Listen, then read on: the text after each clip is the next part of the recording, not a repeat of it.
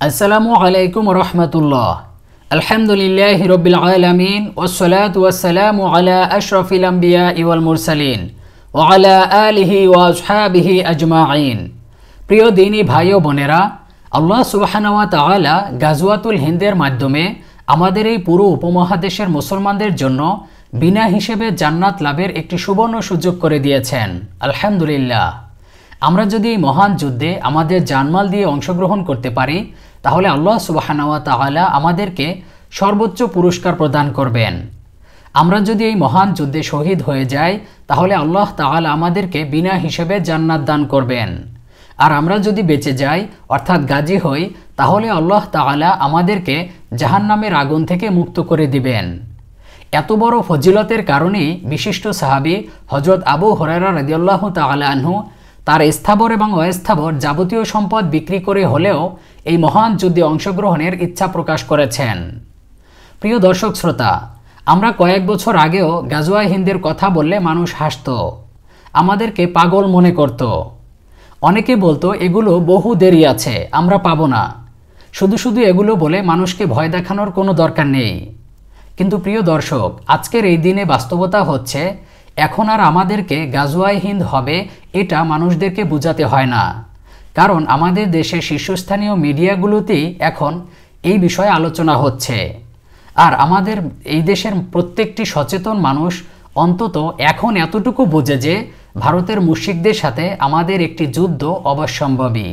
আওয়ামী সরকারের পতনের পর থেকে ভারতের মুশরিকরা যেভাবে একের পর এক গভীর ষড়যন্ত্র করে যাচ্ছে, একের পর এক বিভিন্ন হুমকি ধমকি দিয়ে যাচ্ছে, এগুলোকে সাধারণভাবে নেয়ার কোনো সুযোগ নেই। কখনো তারা বলছে বাংলাদেশকে ভেঙে ফেলবে, আবার কখনো বলছে ঢাকাকে বিশ্বের মানচিত্র থেকে মুছে ফেলবে, আবার কখনো বলছে মাত্র 15 মিনিটে বাংলাদেশ দখল করে ফেলবে। এগুলো কি শুধু তাদের মুখের কথা? অবশ্যই না। এই কয়েকদিন আগে তো সীমান্তে জড়োই হয়েছিল এদেশে ঢোকার জন্য, সেটা আপনারা জানেন এবং দেখেছেন। এখন কথা হলো গাজওয়া হিন্দের জন্য আপনার এবং আমার কি প্রস্তুতি নেওয়া দরকার এবং সেটা কার নেতৃত্বে। আসুন হাদিসে এ ব্যাপারে কি বলা হয়েছে সেটা জেনে নেই। হযরত আলী রাদিয়াল্লাহু তাআলা আনহু থেকে বর্ণিত, তিনি বলেন, রাসূল সাল্লাল্লাহু আলাইহি ওয়াসাল্লাম বলেছেন, অচিরেই হিন্দুস্তানের মুশরিকরা মুসলিমদের প্রতি নির্যাতন বৃদ্ধি করবে। সে সময়ে হিন্দুস্তানের পূর্ব অঞ্চল থেকে একজন নেতার প্রকাশ ঘটবে, যার নাম হবে মাহমুদ। পিতার নাম আব্দুল কদির। সে দেখতে খুবই দুর্বল হবে। তার মাধ্যমে আল্লাহ হিন্দুস্তানের মুসলিমদের বিজয় দান করবেন।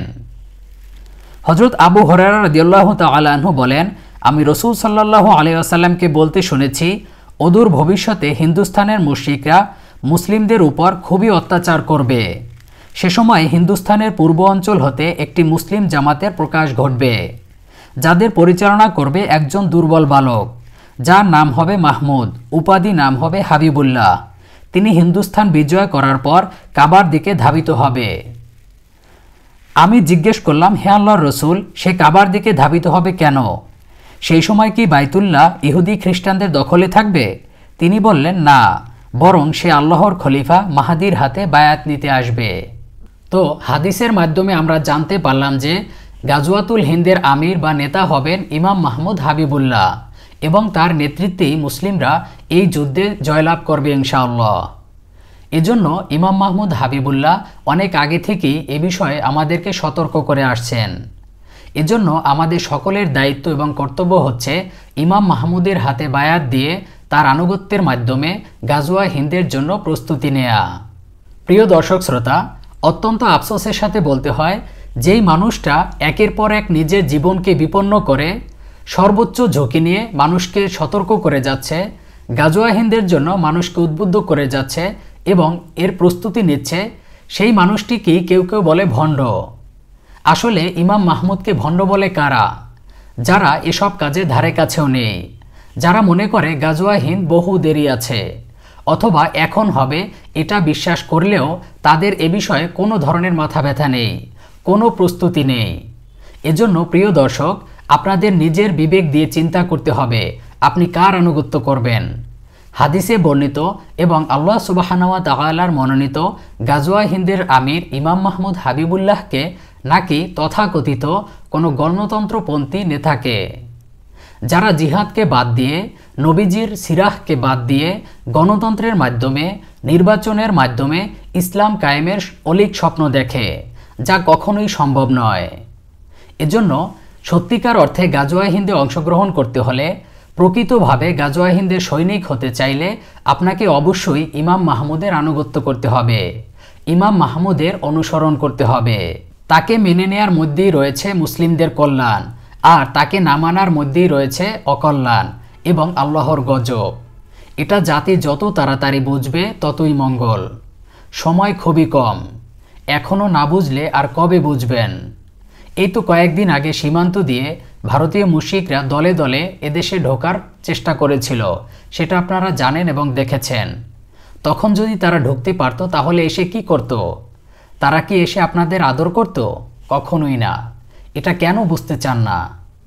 আর তারা আসবেই, আজ হোক বা কাল, কারণ এটা হাদিসে বলা আছে, আর পরিস্থিতিও সেদিকেই যাচ্ছে।